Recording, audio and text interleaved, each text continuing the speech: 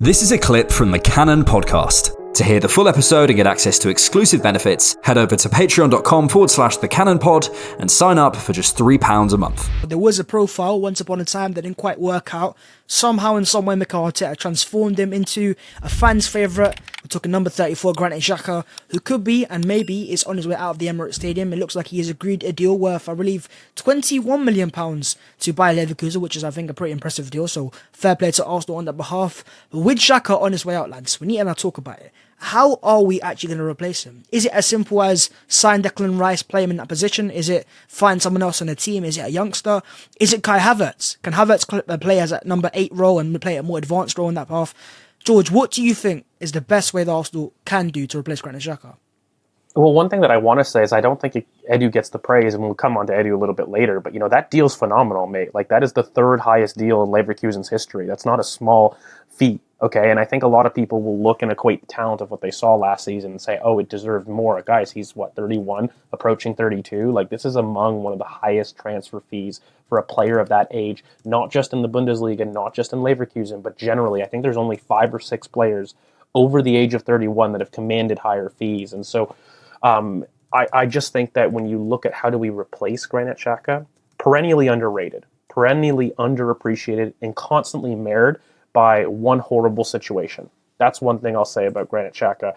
I think that, the level of control he offered us in different roles is phenomenal. And it's just a pain that, Arsene Wenger famously completely described the role that we see him playing this last season, but we never saw it under him and his ability to play that way. And, that for me is probably one of the biggest frustrations that we've seen towards the twilight of his career, his potential. And he's just gotten better and better. And for a player, by the way, to really repurpose himself in a completely different role, like this past season, the role of Granit Xhaka was very unique to him, but also at the same token, he had to change quite massively to accommodate that. Like, he's always had excellent spatial awareness, but to be able to be so consistent in terms of his finishing, to be able to be so consistent in his off-the-ball runs and be not busy on the ball is everything Granit Xhaka wasn't in previous seasons. He was the first one in build-up. He was the first one dictating tempo, dictating passing ranges. Like, this, for me, this change and what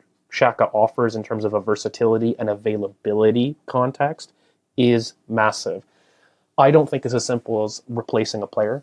I think that when you look at Kai Havertz and you look at what we've bought, we kind of talked a little bit before, it points towards a different structure. And you have to look at the fact that player roles aren't emulated. You're not going to go back to last season. And while Granit may be replaced by Kai in name, I don't think Havertz is going to replace his role, and he can't. Like, when you look at what he did in possession, Granit Xhaka was responsible for splitting center backs and full backs, making sure to create wide overloads, as well as being responsible for third man running, finishing.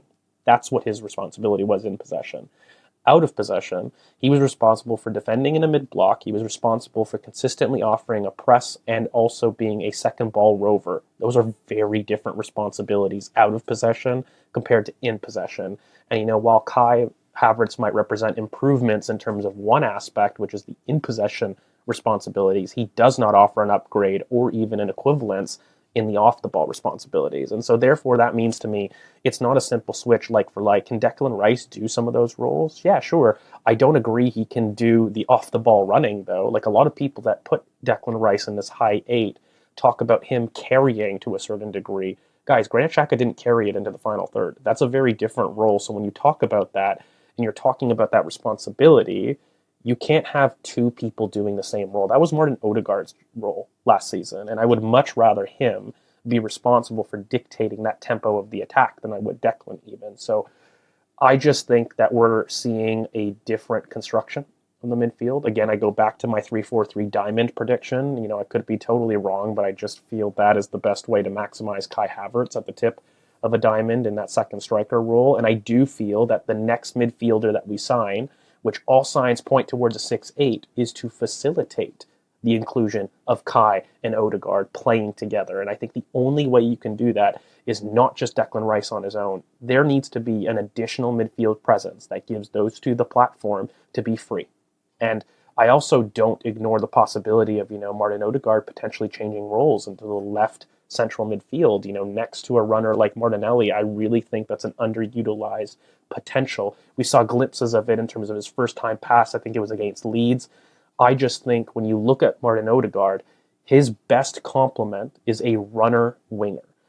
Both him and Xhaka are ball-to-feet wingers. They, at times, stepped on each other's toes in terms of responsibilities. I think the best way to complement a ball-dominant central midfielder is to put him on the same side as an off-the-ball runner. And so for me, I think that's potentially a switch we might see, and then people get a little bit confused. So are you saying that Martin Odegaard does the Xhaka role? Well, no, it's a different role, but he operates in that zone. And then we might see shifts. You might see a Timber, like we saw at Wolves, who operates on the inside, not Zinchenko. These are the impacts of basically changing roles. In one side of the pitch, you have to have the complementary on the other. So whatever side Martin Odegaard is on, the opposite side has to have a more defensive presence in addition to your anchor that is Rice. That's the only thing that, I kind of feel is next for us. And that's how we replace Granit Xhaka for me, because I feel that you cannot replace him without the second ball presence. We will lose an incredible amount of transition control if we just focus on Declan Rice providing that, for however much of a superhuman he is. So I that's how I see us kind of accommodating the Granit Xhaka departure. But I think everybody's very interested to see how Kai Havertz and Martin Odegaard works out of possession. I think everybody sees the potential in possession, but everybody has question marks. What is our block? Like, what do we settle in? We did a 4-4-2 last season.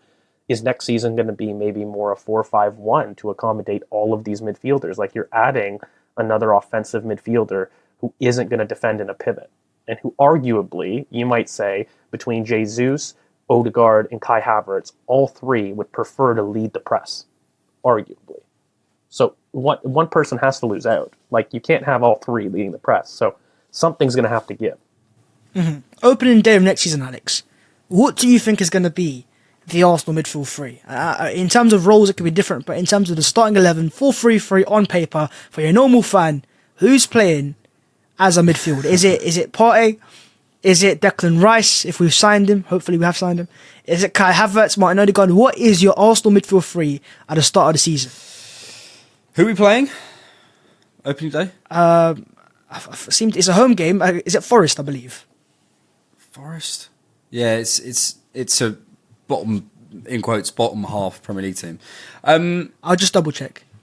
I think, okay, I mean, Rice, obviously. Odegaard, and then it depends. I mean, honestly, like I think it's really hard. It's hard to say, because ultimately, the way I think about football is in, out, and in transition of possession. I think realistically, the three will probably be Rice, Odegaard, and Havertz in those types of games at home against those types of opposition. But I'm starting to probably align with George in terms of the diamond thing. I also think it's about the knock-on effect. So in the sense that, like, I wonder whether we see, if Rice is the tip of the diamond, a lot of what he did at Chelsea last season was dropping into the right half space. And I think that's actually where he's most comfortable. Or sort of coming in and out of those zones. And therefore, who's in our right half space at the moment? Martin Odegaard. Does that mean we see Martin Odegaard shift to the left-hand side?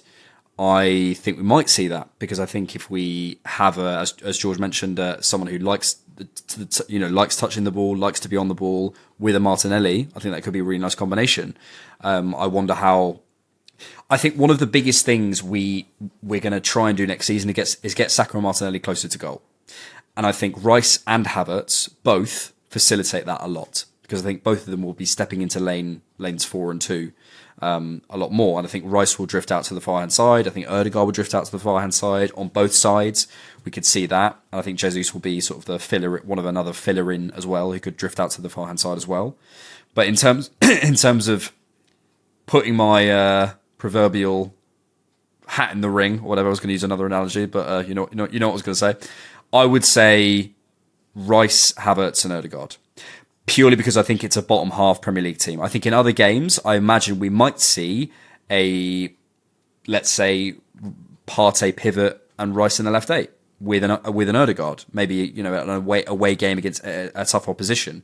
Imagine how much transition control you've got. Imagine how much of the ball you're going to have. Like, that is, it really is so hard without a Thomas Partey like confirmation, right, guys? Because I mean that is such a huge part of the equation, and I don't want to just skip over just because there's new signings. I don't know what you two think, and I'll maybe throw it back to you guys. But you know, just because you sign somebody, does that guarantee them a starting position? I've seen a lot of the same things said about Yuri and Timber, by the way, and no Ben White in lineups, which I find very peculiar because Ben White is a big reason that we've been able to switch formations in terms of a back three, a back two, a 2-2-6. Like, he is the versatile player that allows that positional flexibility, and yet I'm seeing new signing Yuri and Timber being replaced there. And I find the same is happening with Havertz. Like, do you guys believe, even ignoring the Partey of it all, which is impossible, like I think that's a huge hole, do you guys believe that new signings warrant starting positions off the bat? Thanks for checking out the Cannon Podcast. To get full episodes and access to exclusive benefits, head over to patreon.com/thecannonpod and sign up for just £3 a month.